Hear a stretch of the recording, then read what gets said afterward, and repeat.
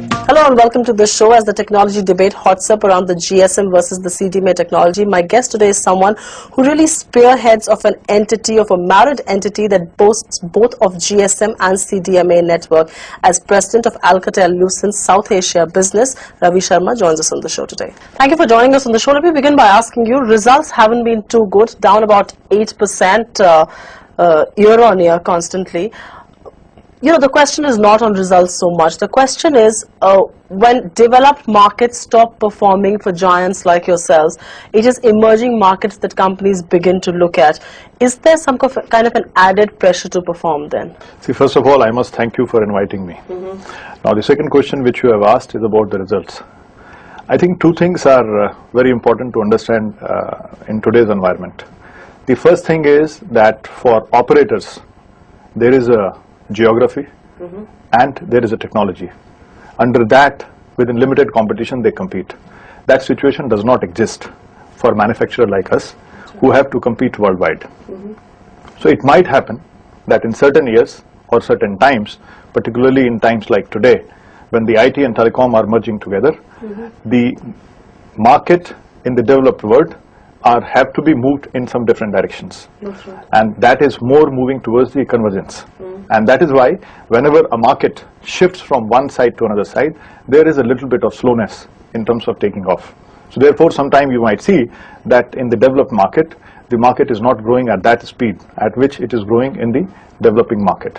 But the question still remains, because developed markets are not performing at the level or at the expectations at which you would perhaps expect it to perform, there is a lot of pressure on emerging markets like India, which is where growth is really coming from. So my question still remains the same, that does this kind of add on to the pressure that already exists to perform and to achieve those numbers? I think, you know, this pressure, I will be unfair to say that this pressure only lies with developing market. That's right. The pressure always lies on both sides. In developed market, the pressure is how to come out with new technology to capture the new imaginative market. Right. In developing market, the challenge is how to capture the market space at the most competitive prices. So I think there are two challenges and both sectors have to face that challenge. So both kind of challenges, but I'm going to go back to your results. You know, when this whole marriage happened, Alcatel of France and, you know, the French-US marriage, when it really happened, and then the Nokia-Siemens merger happened, a lot of analyst community thought that because of these two mergers, there will be a lot of room, there will be a bigger pie for each player to share now. And because of this weeded out competition, there will be less cannibalism, there will be more room to grow. But that clearly hasn't happened, not just for you, but even for your competition, so to say. So when Ericsson is suffering, a Nokia Siemens is suffering for growth, so are you. Why is it that, you know, you haven't been able to achieve numbers that you would have so desired to? First question is that the marriage of this stature, that means two such big companies getting together, we were the first one. That's right. So to that extent, let's say that we were the first one to do that experiment or to have that conviction of marrying the two giants. Now the second point is, I think if anybody had expected this to be an easy ride, it was not to be so.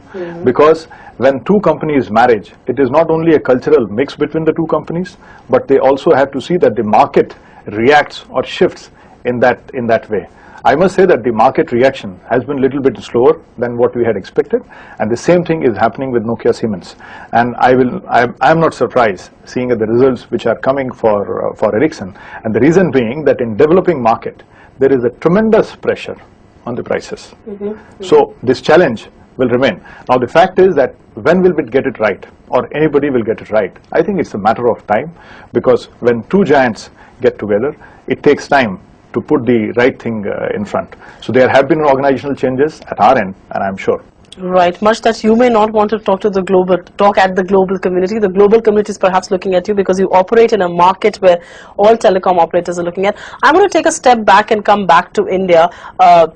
There was a time when Alcatel did GSM and Lucent brought the CDMA technology. The marriage of minds happened, and you really had, you know, the expertise in both technologies now.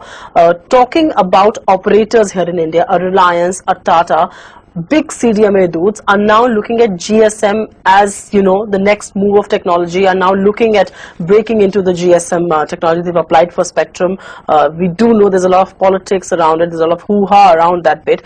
But How does it fare for your business, considering your existing clients who are CDMA operators are now willing to do GSM as well? That augurs well for your business, I would believe. I think for us, first of all, we are the only people among the top 3 who provide GSM and CDMA. That's right. For us, it has been good.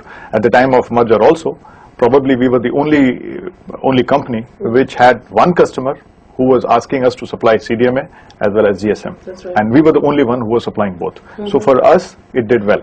Now the second question which you have asked, that if people are thinking of migrating from CDMA to GSM, Or maybe not just migrating, but looking at doing both. yeah, if they are looking at doing both, I think we find that we are in a much better situation compared to anybody else to serve both need of customers.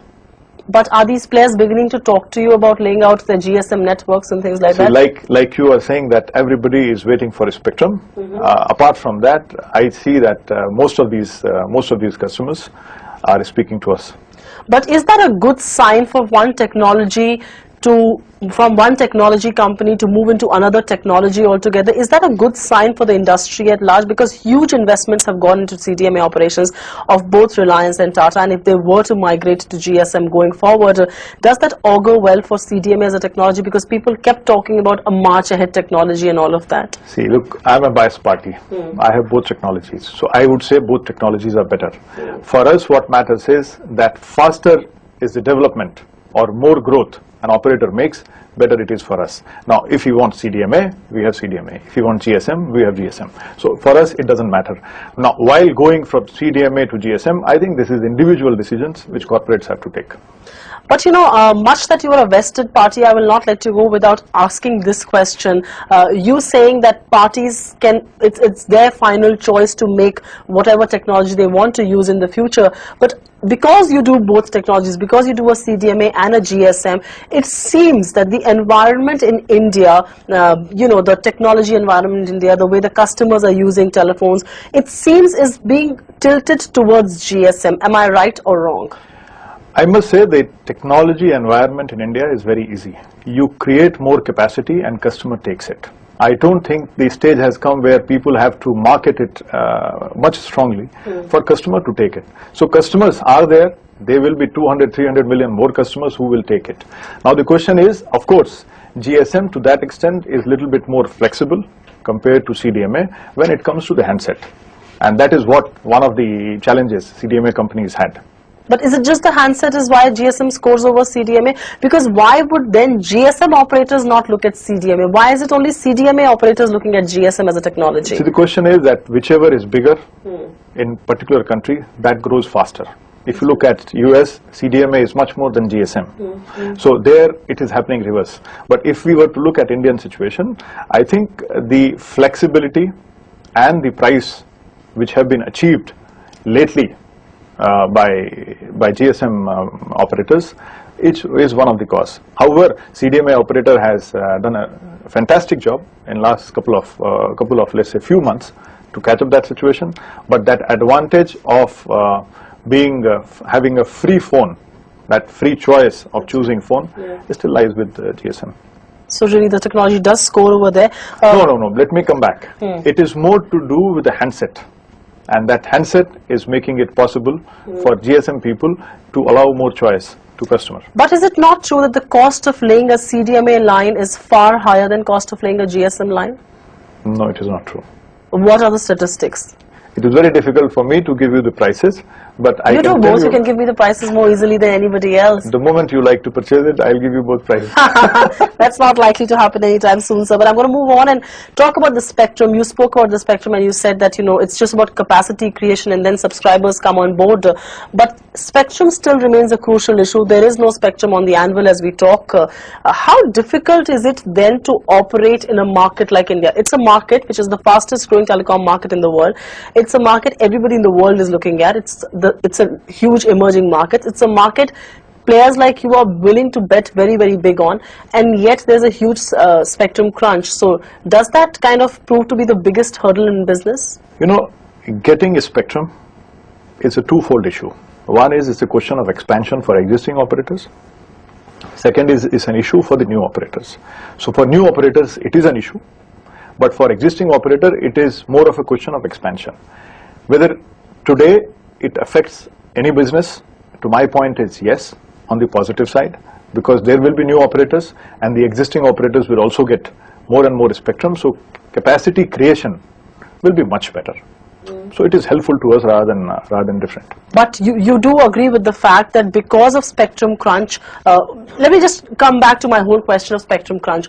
Do you think right now it's not happening because, you know, there's capacity creation happening, there's enough spectrum available to a point, but do you think there could be a point in the future sometime soon when capacity crunch, when spectrum crunch will begin to hurt most telecom operators in India? Spectrum is a scarce commodity. Yeah. So this part will be there anywhere, whether we do it today or tomorrow or day after. The question is how much we can accommodate within that spectrum. But let us also not forget that that kind of capacity constraint always exists in all the technologies. It had in satellite technology, and certain technologies were found to enhance it. This was found in submarine cables, and it was founded in the transmission media. It has been founded. So my point is, innovation is moving on one side, how to do a better utilization of the spectrum, but on the same at the same time, there are limitations to a spectrum, and one cannot imagine that this particular resource is available freely all the time. Talking about India specifically, how does India really contribute to the global business for Alcatel-Lucent? Well, I will say in this way that we have grown manyfold in last 4 or 5 years. Today, we are considered as one of the fastest growing market within Alcatel-Lucent, but we are also considered as one of the most competitive market in the world. But would you be able to quantify the kind of revenues that come from India, and, you know, how is India placed on Alcatel-Lucent's global radar really? See, the global radar, it is placed on 2 ways. First of all, it is placed as one of the strategic countries, because of the reason which we mentioned before, because the country is growing at a very fast pace. Right. The second reason is that our own growth in this market, and both make it possible for us to believe that India plays an important part in Alcatel-Lucent. But you will obviously not quantify the figure for me, will you? It's difficult, let me say that, but it is a sizable figure. It's a sizable figure. Is it more than 10% or is it less than 10%? My mathematics is not so good. All right, you choose your mathematics not to be good. But I'm going to talk to you about the Western developed markets. There are 2 things happening in that market. A, there is not much technology upgradation happening, which is why revenues are suffering. And B, you know, those markets have plateaued out because there's just so much tele-density that can really happen in a market, which is why those markets are not doing well. Anytime soon, the analyst community and even corporates like yourselves do not expect a lot of spending rebound to happen. How are you then looking at generating revenues in India? What is it that you will have to do in India more than what you would have done had the markets globally continued to grow? See, let me define one particular important point to you. The growth is not limited for taking a telephone to the customer. Okay. The growth will ultimately be defined by defining the possibilities which a customer can do with telecom. And those possibilities are increasing day by day. I'm sure 10 years back, if you were taking GSM phone or any CDMA phone, your only objective was to talk. But today, you would see that you would like to do many things. You would like to do email on this, you would like to have video on this. So when we look at the developed market, we are moving towards convergence, where entertainment and video is playing a bigger and bigger part. Yeah. So today, those markets are moving towards IPTV, towards IMS, towards different kind of mobile TV solutions. And other things, what possibilities it can bring to them. That's right. If you look at Indian market, I think we are still at growth stage where everything is developing at the same pace. True. And that pace is faster than any other thing. True. Today, whether you need voice communication, there is a demand. You need data communication, there is a demand. The moment these possibilities start existing in a much better way than it is today for video, there will be a demand. So I think Indian market, or for that matter some other markets which are developing or at a faster pace, cannot be compared with the development which is happening. But ultimately the technology is not limited by the teledensity, it is limited by the application. I'm going to talk about competition at this stage. There's of course competition from global majors like a Nokia, Siemens and Ericsson that we've been talking about, a Motorola for that matter. But there's also competition coming in from the Chinese players. You know, they're willing to do work at about 20 to 40% at the cost lower than most others would. How do the two competitions compete with each other, and how do they compete with you? Which is the tougher one to handle? See, you must understand why these mergers and acquisitions are happening. Because it is felt at some level that we are far too many in this game. That's right. But at the same time, you cannot wish away that some people will not come in this business, considering that this is the business which is growing. So people will keep coming. And for every company, when it is coming from behind, one of the fact which they will have to look at it, what they want to bite and at what cost. That's right. So sometime, whether it is from competition from China or from elsewhere, they will be buying some market share, and we cannot wish it away. But which is a difficult competition to handle? Is the Chinese competition more difficult, or is competition from back home more difficult here in India? Sometimes people say Alcatel Lucent is the biggest competition to them. All right, then you don't want to give it away here, but you almost said there are too many Chinese in this world. You do have a tie-up with the state-owned ITI, and which is where you're going to be setting apart the western region of the huge BSNL tender that everybody's been talking about. 63.5 million lines. You'll be setting about 20 million lines of the tender. The biggest tender ever in the world for GSM networks. The tender got delayed by over 2 years because of all kinds of problems. First there was a pricing issue, and then a legal hurdle with Motorola, and finally it's sorted out. The APOs have been placed. You're looking forward to that business, I'm sure, but hasn't this delay really not done well for your business? Our relationship with ITI is to transfer technology for different type of technology. Let us come to the GSM side. We have transferred this technology to them, and according to that, they are manufacturing it in Mankapur and Raebareli. So they have put up the machinery and doing it. If you ask me a question whether this delay has hampered the growth of ITI, my answer is yes. Whether this delay has hampered our growth, to some extent, your answer will be yes. Because we would like to do the work as fast as possible in the given environment. But now that it is finalized, we look forward to it. But when you say it has hampered growth for both ITI and you, it is nobody's guess that it hasn't, because a 2-year delay means a lot of hampering of growth. Right. What kind of growth has really been hampered? You know, suppose we were not to have other businesses in hand, then it would have been difficult for us to handle. So therefore, for ITI, it is much more difficult task than for us. And which is why we see that stock really slammering.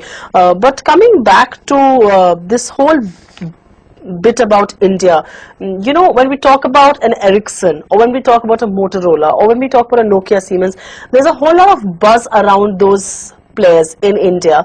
You've done stupendous work here. You've got a whole lot of share in the fixed line and the wired service market. Why is it so that, the buzz is missing when we talk about Alcatel Lucent? Why don't people talk about Alcatel Lucent with the same buzz as they talk about, say, the other players? I think one reason, and there is only one reason, that we don't manufacture phones. If you look at Ericsson, Sony Ericsson, so a lot of people use that, people are familiar with it. Nokia, obviously, they're the market leaders. If you look at Motorola, they also manufacture the phones. So the background information which is there with everybody, that these are the companies who are in the telecom business. We used to have this telephone business, but somehow we have divested it. So this is one reason why people are not very much familiar. And by the way, our customers are the operators. That's right. Our customers are not consumers. We are not directly dealing with the consumers. True. So maybe to that extent, we get disadvantage of that fact. I'm going to ask you one question. There's just so many people who applied for new telecom licenses. Not just telecom players, but real estate players and players who are into super tech realty and all of that. Have you never thought of getting into pure play mobile telephony in India, considering that market's booming so much? Did that thought ever cross your mind? We have one principle, not to compete with our customers. These are all our customers, and we wish all of them to have licenses and to have growth and everything else.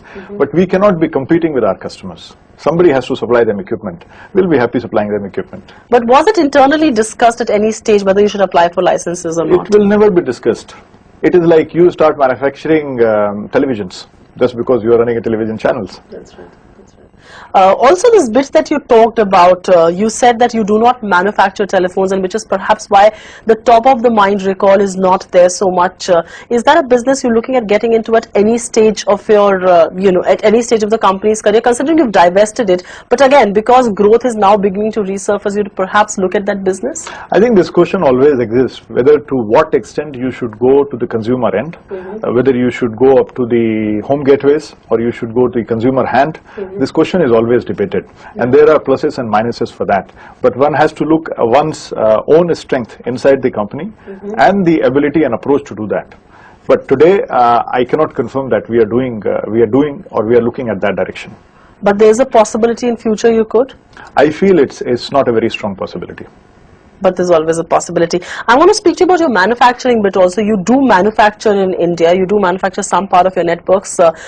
Because there was a lot of investment coming into India and manufacturing, it has just begun to come into India. Is there a possibility you will be ramping up those manufacturing facilities? And if at all, what would you really see manufacturing there? See, we had considered ITI as our strategic manufacturing association company with. So most of the manufacturing which we want to do in India, till now we are doing with ITI. And depending on the requirement, we can ramp it up. But would you at all go look at going all on your own to manufacture? See, as on date, that plan does not exist because our relationship with ITI is going very well. But in future, if the demand is so much that one company cannot meet it, then obviously we can think about it. Just towards the last leg of my interview, you work both with private operators like a Reliance or a Tata, and you also work with state-owned players like a BSNL and an MTNL, all growing at stupendous speeds. Which are the easier clients to work with? Both are difficult if you are in a problem. Both are good. You know, you must understand what they want. They want capacity tomorrow and sometime yesterday.